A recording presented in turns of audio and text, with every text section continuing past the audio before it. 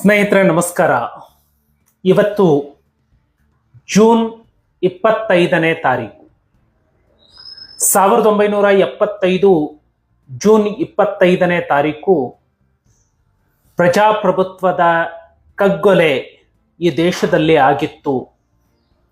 ಈ ದೇಶಕ್ಕೆ ಎಮರ್ಜೆನ್ಸಿ ತುರ್ತು ಪರಿಸ್ಥಿತಿ ಜಾರಿಗೆ ಬಂದಿತ್ತು. ತುರ್ತು ಪರಿಸ್ಥಿತಿಯ ಬಗ್ಗೆ ಮಾತನಾಡುವಾಗ ಬಹಳಷ್ಟು ಜನ ಹೇಳ್ತಾರೆ, ಈಗ ಏನಿದೆ ಪರಿಸ್ಥಿತಿ, ಈಗಲೂ ಅಘೋಷಿತವಾದಂತಹ ತುರ್ತು ಪರಿಸ್ಥಿತಿಯೇ ಜಾರಿ ಇದೆ ಅಲ್ವಾ ಅಂತ ಹೇಳ್ತಾರೆ.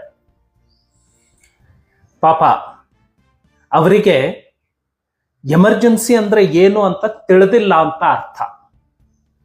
ಹೀಗೆ ಹೇಳುವಂಥವರು ಸಂವಿಧಾನದ 38 ಮತ್ತೆ 39ನೇ ತಿದ್ದುಪಡಿಗಳನ್ನ ಮೊದಲು ನೀವು ಓದಬೇಕು.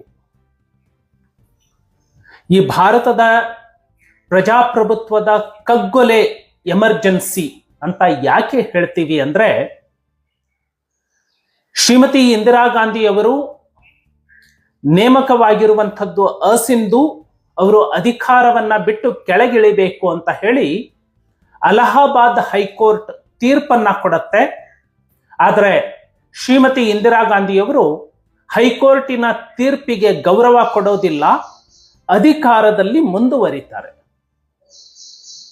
ಹಾಗಾಗಿ ಎಮರ್ಜೆನ್ಸಿಯನ್ನ ಘೋಷಣೆ ಮಾಡ್ತಾರೆ.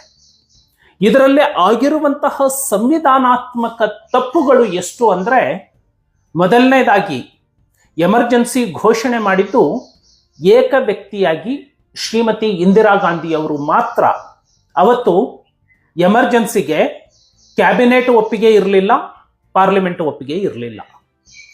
ಎರಡನೇದಾಗಿ ಸಂವಿಧಾನದ 38 ಮತ್ತೆ 39ನೇ ತಿದ್ದುಪಡಿಗಳನ್ನ ಮಾಡಿ ಸಂವಿಧಾನ ವಿರೋಧಿಯಾಗಿ ಅಧಿಕಾರದಲ್ಲಿ ಮುಂದುವರಿಯೋದಕ್ಕೆ ಬೇಕಾದಂತಹ ಅವಕಾಶಗಳನ್ನ ಮಾಡಿಕೊಂಡ್ರು. ಮೂರನೇದಾಗಿ ಮೂಲಭೂತ ಹಕ್ಕುಗಳನ್ನ ಸಸ್ಪೆಂಡ್ ಮಾಡಿಬಿಟ್ರು.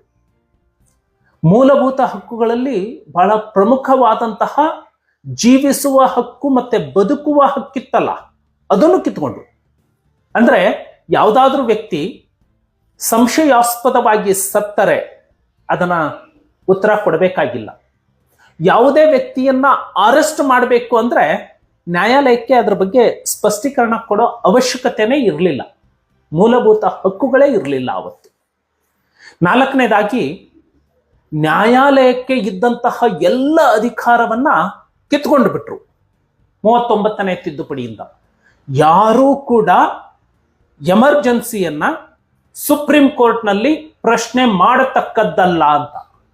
ಅಂದ್ರೆ ಒಬ್ಬ ವ್ಯಕ್ತಿಗೆ ಬದುಕುವ ಹಕ್ಕು ಹೊರಟು ಹೋಯ್ತು, ನನ್ನ ಹಕ್ಕು ಉಲ್ಲಂಘನೆ ಆಗ್ತಾ ಇದೆ ಅಂತ ಹೇಳಿ ಕೋರ್ಟಿಗೆ ಹೋಗುವಂತಹ ಅವಕಾಶ ಕೂಡ ಕಿತ್ಕೊಳ್ಳಾಯಿತು.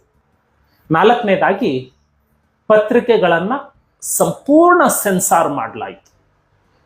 ಪತ್ರಿಕೆಯಲ್ಲಿ ಬರೆಯುವಂತಹ ಒಂದೊಂದು ಸಾಲಿಗೂ ಕೂಡ ಸರ್ಕಾರದ ಒಪ್ಪಿಗೆಯನ್ನ ತಗೋಬೇಕಾಗಿತ್ತು. ಇದು ಪ್ರಜಾಪ್ರಭುತ್ವದ ಕಗ್ಗೊಲೆ ಅಲ್ವಾ? ಇದನ್ನ ತಿಳ್ಕೊಳ್ಳಾರದೆ ಹುಡುಗಾಟಿಕೆಯಲ್ಲಿ ಮಾತನಾಡಿ ಈ ತುರ್ತು ಪರಿಸ್ಥಿತಿಯ ಕರಾಳ ದಿನಗಳನ್ನ ನಾವು ಮರೆತು ಬಿಡ್ಲಿಕ್ಕೆ ಸಾಧ್ಯ ಇದೆಯಾ? ನಮಸ್ಕಾರ.